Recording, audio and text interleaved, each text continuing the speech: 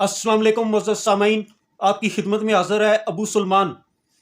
तो मेरे दोस्तों, मेरे भाइयों, आज हम बात करेंगे ईमान पे कि ईमान क्या है, इसके अलावा तस्दीक की नौइयत, और इसके अलावा वो कौन सी चीज़ है जो शुरू से ही इंसान में, फितरत इंसानी में, कल्ब इंसानी में, रूह इंसानी में मौजूद होती है, लेकिन हमको इस चीज़ का इल्म नहीं होता। तो आए अल्लाह पाक का पाक नाम लेके शुरू करते हैं, जिसके कब्ज़े कुदरत में हम सब की जान है।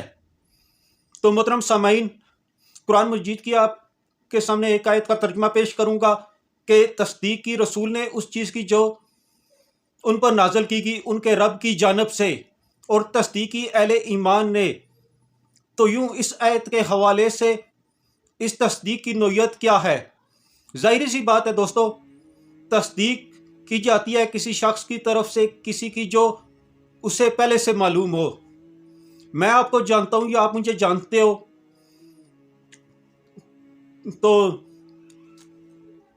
उस बात की जो उससे पहले से मालूम होती है। यानी कि तस्दीक करता हूं का मैंने हुआ कि अगर जो बात आप कह रहे हैं ये मेरे पहले से इल्म में है और मैं इसकी तस्दीक करता हूं। अल्लाह अकबर। तो तस्दीक करने के लिए इस तस्दीक करने वाले के अंदर कोई शय मौजूद होनी चाहिए जिसकी बिना पर वो तस्दीक कर रहा है। जिसकी बिना पे वो तस्दीक कर रहा है, वो क्या शय है जो इंसान के अंदर होती है जिसकी बिना पर वो तस्दीक करता है? ये है असल मसला।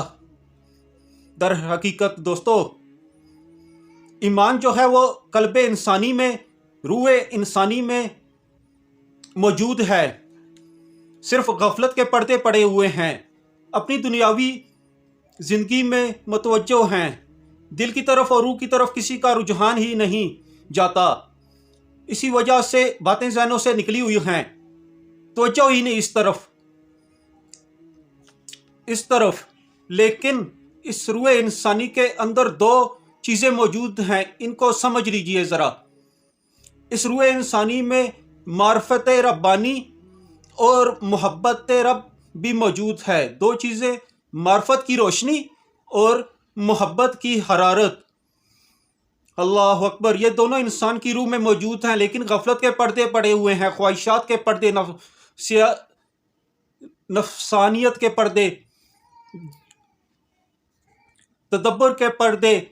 लेकिन हकीकत यही है, शऊर है लेकिन सोया हुआ है। इस सोए शूर को आकर कुरान करीम ने जगाया या जगाता है।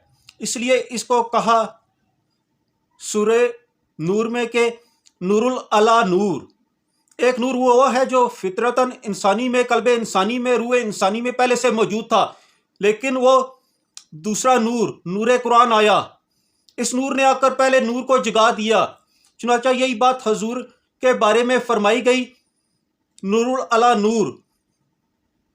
जहां तक तफसीली तौर पर किताब और ईमान क्या है नबी सल्लल्लाहु अलैहि वसल्लम आपके इल्म में नहीं था। हमने इस कुरान को नूर बनाया है। हम इस जरिए से अपने बंदों में से जिसको चाहते हैं हदायत देते हैं और जिसको चाहते हैं हदायत नहीं देते। और जब यह कुरान आप पर नाजल हो गया है, आपके वजूद में सरायत कर गया है, आपका बातिल इससे मुनव्वर हो गया है। अब आप हदायत देंगे नोए इंसानी को। नूरे मुजस्सम यानी आप बन गए हैं अब रोशनी का मीनार, जो रास्ता बताता है, खबरदार करता है कि इस तरफ मत जाना। आप ही की हैसियत ऐसी है, आपने हदायत और रास्ता दिखाना है। अल्लाह हमको ईमान के बारे में समझने की, सोचने की, इस पे अमल करने की कुव्वत अता फरमाए दोस्तों, और हमारे सोए हुए ईमान को जगाए। वो कैसे वो मुमकिन हो सकता है? वो कुरान और नबी करीम के असूलों पे चल के ही मुमकिन है कि हमारा सोया हुआ ईमान जो है वो जागे। इसके अलावा और कोई सूरत इसकी ईमान को जगाने की नहीं है।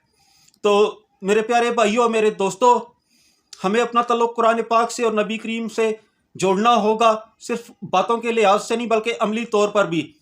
तो आए अल्लाह पाक से दुआ करते हैं कि अल्लाह ताला हमको इन बातों को समझने की तौफीक अता फरमाए, इन पे अमल करने की तौफीक अता फरमाए, اور ہمارا جب خاتمہ ہو تو ایمان بالخیر پر ہو.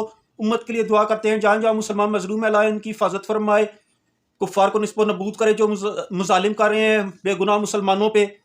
تو اور ہمیں بھی ہمت عطا فرمائے حق سچ کا ساتھ دینے کی، ہمارے اندر ایمان کا نور بار دے، غفلت کے پردے ہمارے سامنے سے ہٹا دے، ہمارے دلوں کو اپنے نور ہے منور فرمائے. تمام دوستوں کے بیان سننے کا بہت شکریہ. جزاک اللہ الخیر.